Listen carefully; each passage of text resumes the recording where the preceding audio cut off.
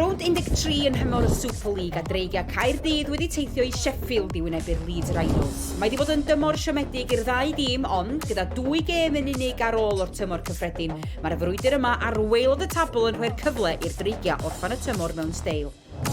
Y tîm Cymreig yn eista ar waelod y tabl gyda 5 pwynt yn unig a'r gwrthwynebwyr heno Leeds Rhinos un safle uwch i penna nhw.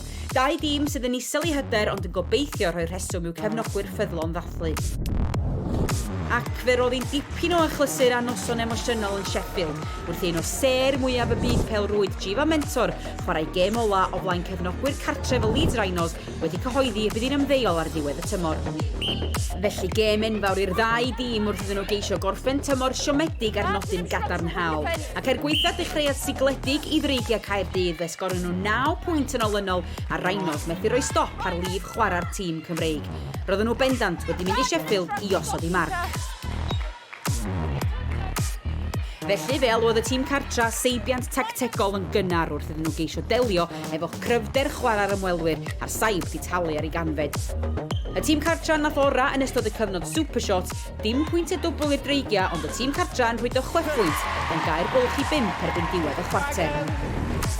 Ond roedd tân y moli ar Dreigiau o eiliad cynta yn yr ail chwarter yn effro i gamgymeriadau'r tîm cartra, Bethan Daic a Casey Chwane yn ymosod yn effeithiol a Georgia Rowe a Philippa Yarrington yn glinigol o dan y rhwyd. Unwaith eto, y cyfnod super shot ddim yn ein llewyrchus o safbwynt y Dreigiau. Y tîm cartra oedd yn gwneud y mwyaf o'r pwyntiau dwbl ac yn cael bwlch unwaith eto trwy Joyce Mavula a Harriet Jones. Ond, gyda Dreigiau yn hapus i fynd am y pwyntiau sengl, 9 pwynt oedd y gwahaniaeth ar yr egwyl a'r sgorfwrdd yn edrych yn iach o safbwynt y tîm Cymreig. Mae rhaid i Rhinos gymryd mantais o'r meddiant mas ganddyn nhw rwan o hyfryd mewn at Mavula, os ydyn nhw am unrhyw obaith, oedd yn ôl fewn i'r gêm yma. I troi pas ganolig y Dreigiau drosodd, felly cyfle arall i'r Rhinos. Pel hyfryd mewn at Mavula unwaith eto. Alex Johnson methu wneud dim am honna. Unwaith eto, y Rhinos yn pwyso Harriet Jones ar cyfle tro yma. A mae hi'n gywir, y bwlch lawr i 5 bellach. Saib tactegol amdani, felly mae rhaid i'r Dreigiau cadw i penna.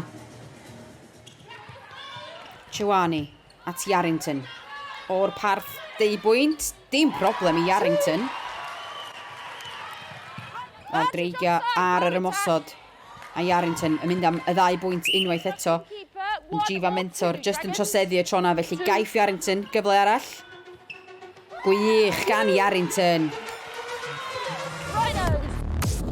Felly y tîm cartra'n ceisio cael bwlch a rhoi'r pwysau ar y Dreigiau yn y chwarter ola, ond gyda ail fuddugoliaeth y tymor ar y gorwel, fe nath tîm Ring a Bloxham ddal i tir, gyda Georgia Rowe yn parhau ychwanegu'r pwyntiau. Efo dim ond munudau i fynd, roedd rhaid i Rhinos geisio gyda Sophie Egbaran yn arwain yr ymosod yn dda gyda Joyce Mavula.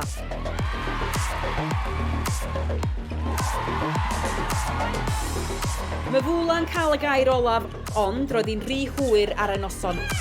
Mae Dreigiau yn sicrhau hail fuddugoliaeth o'r tymor ac yn teithio nôl i Gaerdydd efo'r 3 pwynt.